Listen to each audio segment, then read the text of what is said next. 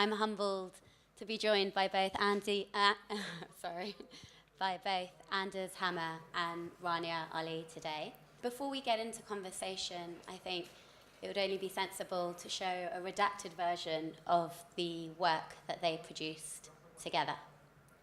الغراض خاو دكر ضب دكر فمقول اسكي صور بك من تغراضي بخرابيرية دست بانترونن من شفاكة كان شاكتن بي سي دي جيم اوف ثرونز از نكان مش كده ناغاية حافظي حرارة قحوية فرشي درانا كتابي من دفتر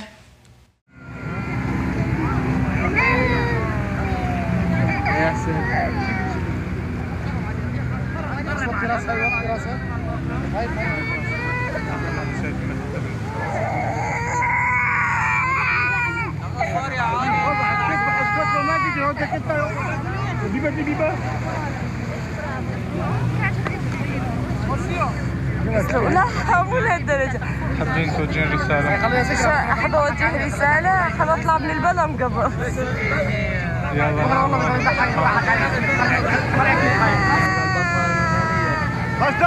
شكلنا بدنا نغرق من المنصة.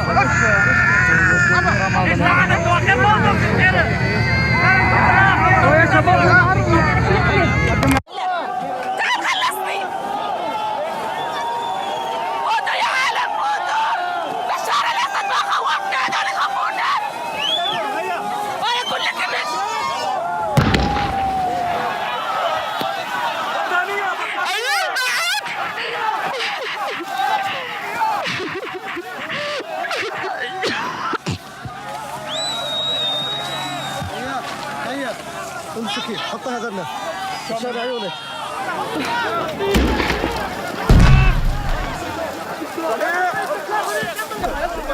بس لازم سيل الدموع أول جرح تجرب دك يمكن صبوني زي ده من أوكر مناطن صبا في تشتي مناطن صبا شوفن بشوته وصبا بطريقة ده معامل بكن كانوا من إنسان.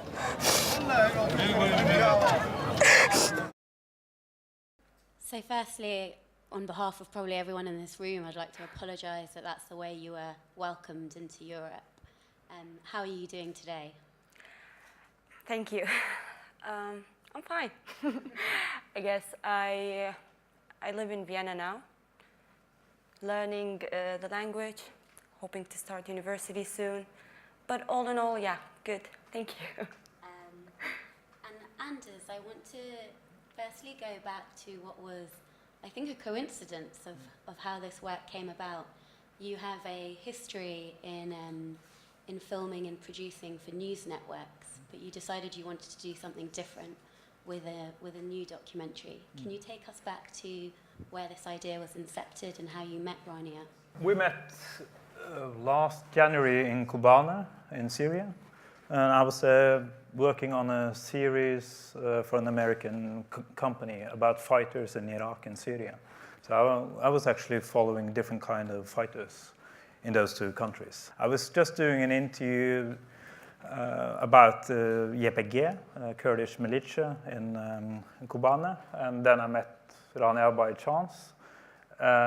She spoke very good English, and she also said that she had something she wanted to talk with me about and wondered if we could meet earlier in the same day. And then she said that she was trying to escape to Europe, and she had an idea that she wanted to document the trip. She wanted to document the escape to Europe, but she didn't have any experience with the photos and videos and asked me for tips. And I've been working on participatory documentary projects in Afghanistan. I used to live there. So we were working with young Afghans for 3 years earlier on. So we decided to try to collaborate when we had workshops in Kobane, and then she left. And one of the reasons I think your work touched so many people is because of the authenticity that you brought to it. How was the filming experience for you? It wasn't shown in here, but in the fuller version of the documentary, there were moments where you felt the need to hide the camera, or you were told to put it away. Can you talk about the actual experience of filming? Yeah, actually, just like Andrew said, I was totally new to it, you know. All I've done with filming was taking some pictures, no more. But when I started the documenting and filming, and after the workshops that we've had, there were a lot of times where I felt like, come on, it doesn't make sense to film now. For example, when I was crossing the borders from Kobani to Turkey, you have to run, there's shooting, there's like, it's really intense, you know, so you can't, the last thing you should think about to film what you're doing. But I actually kept filming it. I don't know why, but I don't know, I just felt like I should keep doing it, and we'll see later what this can do then. I was new to it, and I liked it a lot because it helped me, I don't know, get to know more people when I was filming them, when I was filming the refugees in camp and on the way. It was a nice experience, yeah. Good. Yeah, I think she's a bit modest because she grasps things very fast. And Rania is half my age, but she grew up with a mobile phone. I think I had my first mobile phone when I was 18. But it was really a quick learner, so she really has like a natural talent for filming, and then she understands the concept of filming. And I think that's from watching a lot of TV, but also from having a mobile. You were not a professional trained photographer, but you really understood the concept of filming very fast. Good, and we'll hear more about your media endeavours a bit later on. Anders, you've spent a lot of time in the field, and I want to bring the conversation to the topic here at hand, which is women and children are often underrepresented when it comes to stories in the media.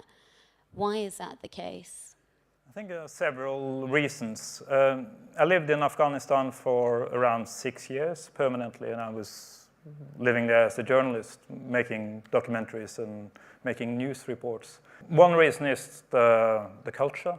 It's especially difficult as a foreign male journalist to get in touch with women.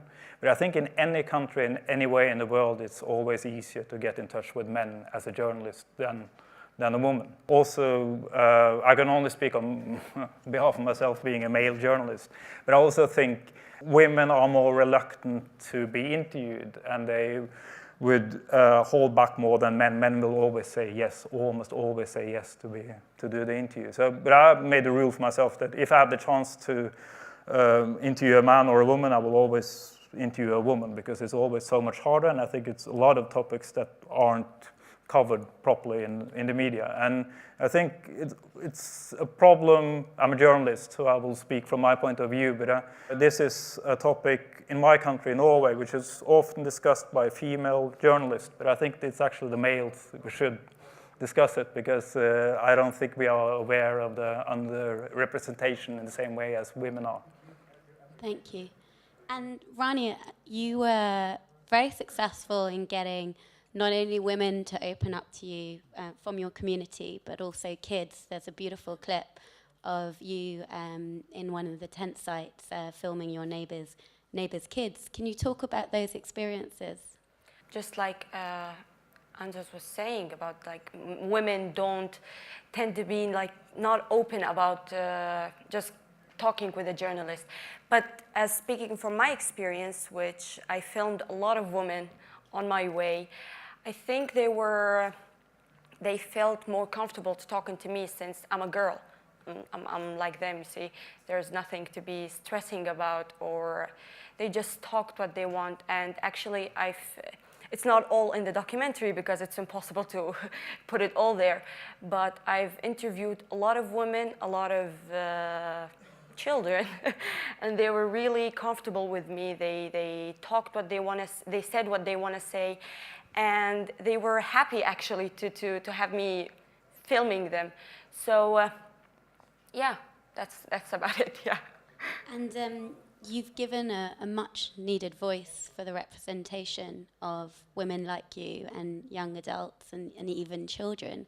Can you share some of the feedback that you've received from Syrians? Yes, of course. When the documentary was put on Facebook, I got like thousands of messages, really sweet ones from all over the world, from everybody. But there's this one message that I got from a girl. She's Syrian also. So she was like, wow, thank you for doing this. You give me hope. I've never seen a woman from Syria just filming and doing this. Thank you so much for giving me a hope, which I was like surprised. I never thought that by doing this, I would give hope to other girls, I don't know, to hope to do the same or to be more, I don't know, I guess more into the filming industry. Yeah, that was one of the messages that I kept remembering, that wow, I gave hope to people. That's great. Not only hope, what was amazing was the high spirits that you kept in throughout anything that was literally thrown at you. So credit to you for that. Anders, can you maybe talk about some of the reception of the video and the work? It was published in the start of August this year. We were together in Norway when it was published, because it has been published in two versions. One long version, which was screened in Norway by Norwegian public broadcasting company. At the same time, The Guardian published it online. It was in their newspaper, but also directly on Facebook. And the thing on Facebook just took off directly. I think before Rania went back to Vienna, the day after, it was 1.5 million views on Facebook, and then it just kept on being shared at this insane pace, which we were really not prepared of. We were very happy that a lot of people wanted to see the movie, but we had no idea that it would be these social media mechanisms that would sort of take control and spread the project very, very fast. Since then, we have been contacted by institutions like this, TECHFUGEES, but also Rania is going to have an exhibition in Italy next month, and then she's going to have this crazy big performance in Vienna next year, which is really nice. She's going to be on stage and with 50 actors, and they're going to all act out while Rania speaks. And we're also going to have a project with the Anne Frank Center in Germany, which is specifically targeted as for youth. They will talk about how Jews were escaping in earlier times and the refugee situation today, and with the movie as an example, which is, we are very, very grateful and also very surprised. I don't think any editors expected a movie about refugees this year to take off in this sense that this project has done. I think it would be difficult to pitch documentaries about refugees today to editors, because, and I know this for a fact because I'm always working on documentary projects, and I know how these projects are discussed. And I'm very happy because it actually shows that people care.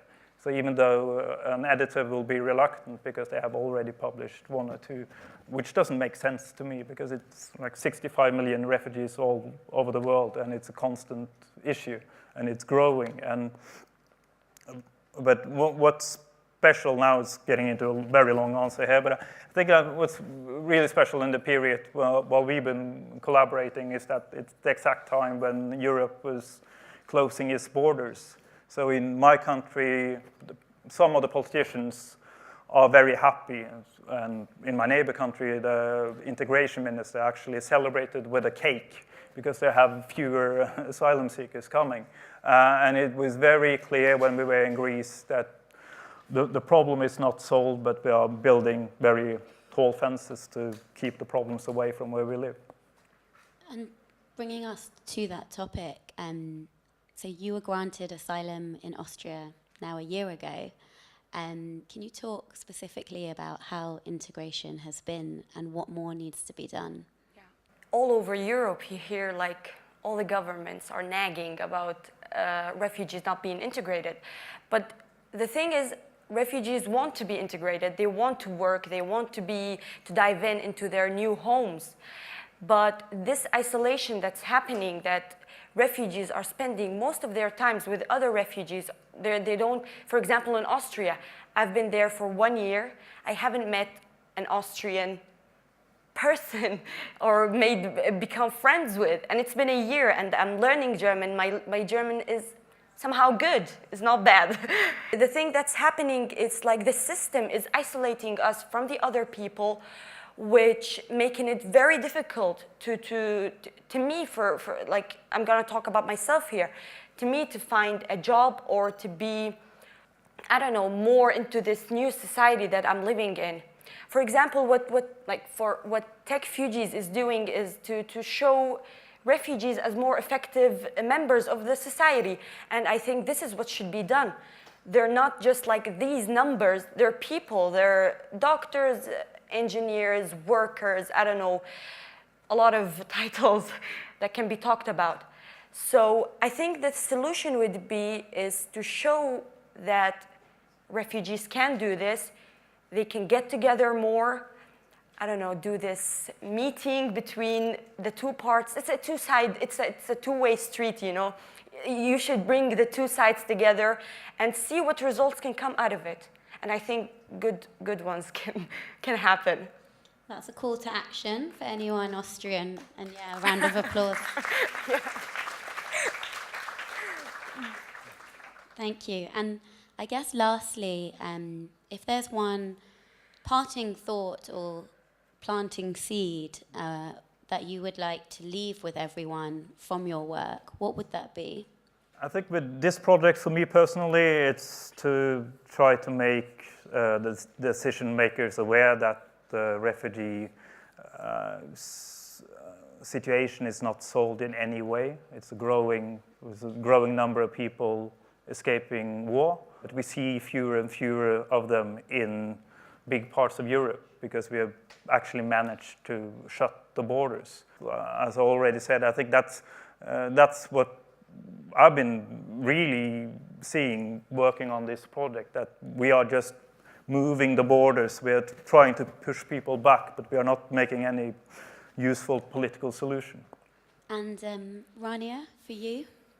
Well, I guess the whole point of the documentary was to get more empathy between the refugees and the people who are giving I don't know, who are welcoming them in their lands or their homes, to show that we're not much different. We have our interests, we have things we like to do, we care about. We want to get into our new homes, and to show that no matter like wherever you came from, you see, you can work things together. You can do something for the country that we're all in. For example, to me, in Austria, you see. And another thing, which is to show more stories to people. That I think if they knew the person that they're going to see, or these people who are being scared of, you see, if they knew their stories, if they knew where they're coming from, why they're coming, what can they do for them, I think a lot can happen. And also Anders said that the problem is not solved. 40,000, I think, 50,000 are still stuck in Greece in horrible situations, and nobody's talking about them. There's this scary, very few media coverage on them. I don't know why, what's happening, but it's just that you don't have to remove the solution to get rid of the crisis. You can, I don't know, solve it. Thank you. And once again, thank you for sharing this body of work and for giving hope and inspiration to millions of displaced people across the world. Thank you so much. Thank you.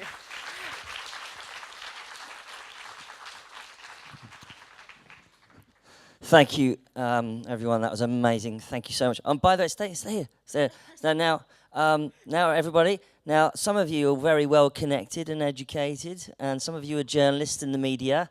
Yes, And some of you know journalists in the media. Yes, right? Here's your new project, right? This young lady wants to become a journalist. Yes? So let's do it. So Thank you so much. you're coming over to, she's coming over to London. We're going to get her into the media industry there. And if anyone got any jobs, programs, courses, this is your next project. Okay? Don't just sit on your hands. I'm sure you can do something. But it's fantastic. You're all here. And thank you, darling. Thank you, Rania. And thank you, everyone. You're all here actually making a difference just by being here. So excited.